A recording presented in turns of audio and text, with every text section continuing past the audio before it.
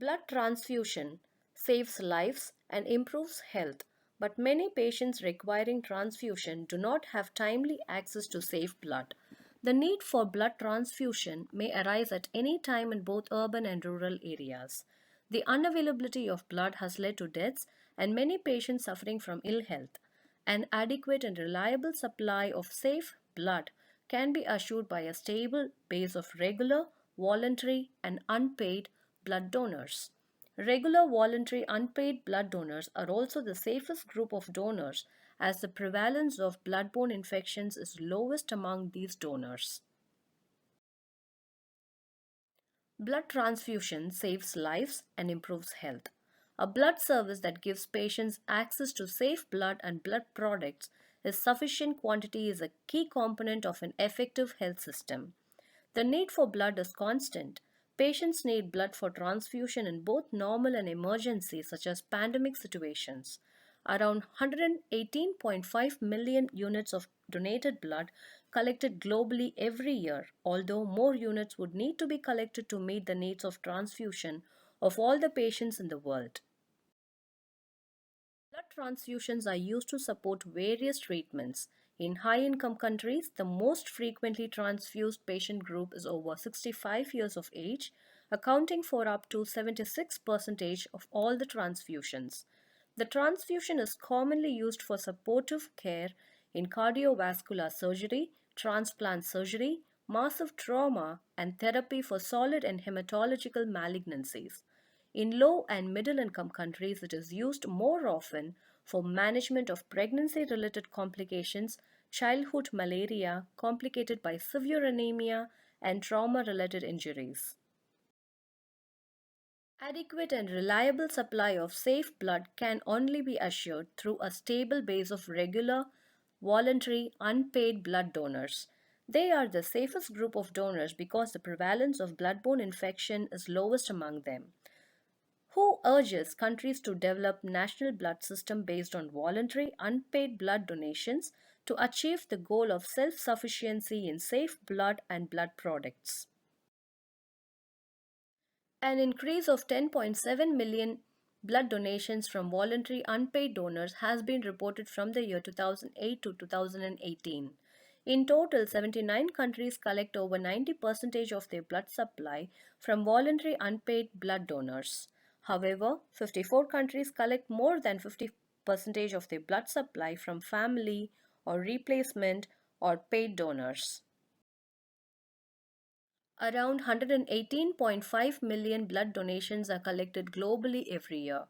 About 60% of these are donated in low and middle income countries where some 84% of the world population lives.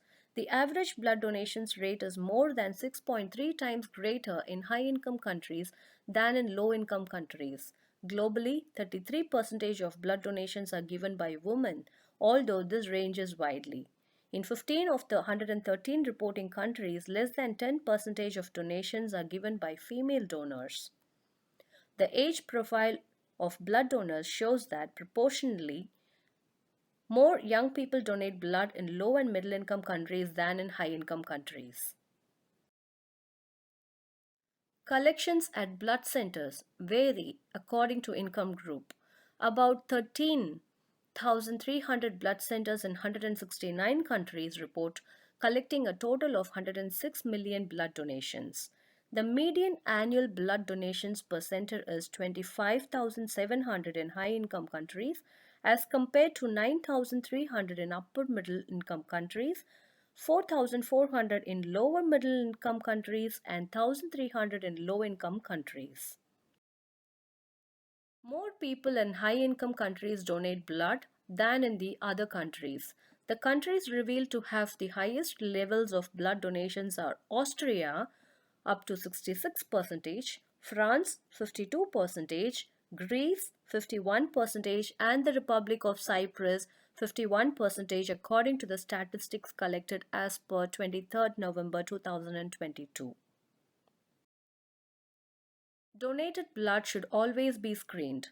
All donated blood should always be screened for HIV, hepatitis B, hepatitis C, and syphilis prior to transfusion. Yet, 10 countries are not able to screen all donated blood for one or more of these infections. Testing is not reliable in many countries because of irregular supply of test kits, staff shortages, poor quality test kits, or lack of basic quality in laboratories. A single unit of blood can benefit several patients. Separating blood into its various components allows a single unit of blood to benefit several patients and provides the patient only the blood component which is needed. About 96% of the blood collected in high income countries, 96% in upper middle income countries, 75% in lower middle income countries, and 38% in low income countries is separated into blood components. Unnecessary transfusions expose patients to needless risks. Often, transfusions are prescribed when simple and safe alternative treatments might be equally effective. As a result, such a transfusion may not be necessary. An unnecessary transfusion exposes patients to the risk of infections such as HIV and hepatitis and adverse transfusion reactions. Thanks for watching. If the contents of this video are informative and useful, subscribe the channel, like the video, comment the video and share this with your friends and colleagues.